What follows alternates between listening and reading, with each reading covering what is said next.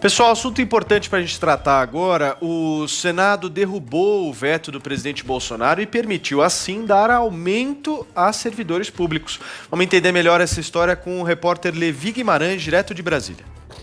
O Senado derrubou o veto do presidente Jair Bolsonaro, que impede reajustes salariais a servidores públicos até o fim do ano que vem. O item fazia parte do projeto de socorro de 60 bilhões de reais aos estados e municípios. Caso isso se confirme, governos locais ganham autorização para reajustar os vencimentos dos servidores da saúde e da segurança pública. O veto é tido como essencial pelo ministro da Economia, Paulo Guedes. Após a votação desta quarta, ele disse que o Senado deu um sinal muito ruim, usar dinheiro destinado à saúde para o aumento de salários, e classificou o resultado como um crime contra o país.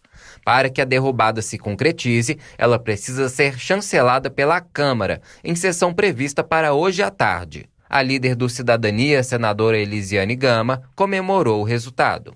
Mas esses profissionais que estão na linha de frente precisam ser resguardados. Eles estão, ao contrário dos demais que partem para o isolamento, eles estão lá em nome da ética e em nome da vida. É fundamental a manutenção, mas a necessidade do reajuste do salário desses profissionais. De acordo com o líder do governo no Congresso, o senador Eduardo Gomes, do MDB, a derrubada do veto pode gerar um impacto negativo de 130 bilhões de reais nos cofres públicos. Para ele, isso impediria a continuação de programas como o auxílio emergencial. É possível que numa aprovação nós estejamos na derrubada desse veto, por exemplo, impossibilitando a população do Brasil inteira de receber, por exemplo, a sexta parcela possível do aumento do auxílio emergencial. Mais cedo, tanto deputados como senadores derrubaram o veto à distribuição gratuita de materiais de higiene e limpeza para aldeias e comunidades indígenas durante a pandemia. Também foi derrubada a rejeição a um item que obriga o uso de máscaras em escolas, instituições de ensino, igrejas, templos e nos comércios.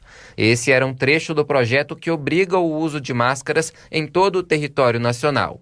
Segundo o líder do governo, senador Eduardo Gomes, alguns dos temas já tinham sido regulamentados pelo STF. No pacote dos vetos do uso da máscara e também em alguns da assistência indígena, alguns pontos foram atendidos e outros foram suspensos por força de decisão do Supremo Tribunal Federal. Os itens que não foram votados hoje devem ser analisados até o dia 2 de setembro. Entre eles, o bloqueio à desoneração das folhas de pagamento até o final de 2021.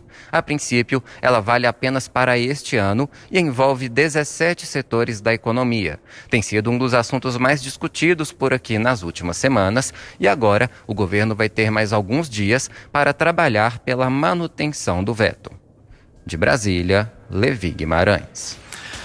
Olha, o que o Senado Federal fez ontem em relação a essa questão do veto do presidente Jair Bolsonaro é simplesmente uma quebra de acordo. O governo propôs que a contrapartida para o encaminhamento de 60 bilhões de reais de auxílio a estados e municípios fosse exatamente o de não aumentar o salário do servidor público. Agora, eu acho que é importante para você, nossas excelências, nosso espectador aqui do Morning Show, entender o que é o Brasil. Se nós formos analisar só o governo federal, de 2001 a dezembro de 2015, nós tivemos em 14 anos um aumento de gastos públicos de 205 bilhões de reais para 1,1 trilhão de reais. No último mandato do presidente Fernando Henrique Cardoso, o Brasil contava com 530 mil funcionários públicos. Hoje esse número passa de 716 mil. Vamos falar um pouquinho de judiciário brasileiro? Você que está aí nos assistindo e nos ouvindo, todo ano sai cerca de R$400 do seu bolso para bancar toda a estrutura do sistema judiciário brasileiro. Se a gente for falar de legislativo, então, 2 milhões de reais por ano, em média, cada parlamentar custa no Brasil, e o dinheiro vai saindo sempre de quem? Do seu bolso, do bolso da excelência brasileira, do cidadão brasileiro. Fora se a gente falar de salário de mais de 30 mil reais, auxílio moradia, auxílio alimentação, custo total de mais de 11 bilhões de reais no Congresso. O que está acontecendo é o seguinte: ontem Ontem houve um atentado ao bom gasto do dinheiro público. A verdade é essa. O Senado Federal, o Senado da República, e um dos preceitos fundamentais da República é o da cidadania. E cidadania pressupõe direitos e deveres. E deveria ser dever dos senadores brasileiros entender que o gasto de dinheiro público não pode ser jogado no ralo. E principalmente no momento como pandemia, não pode dinheiro público servir para aumentar dinheiro de funcionalismo público.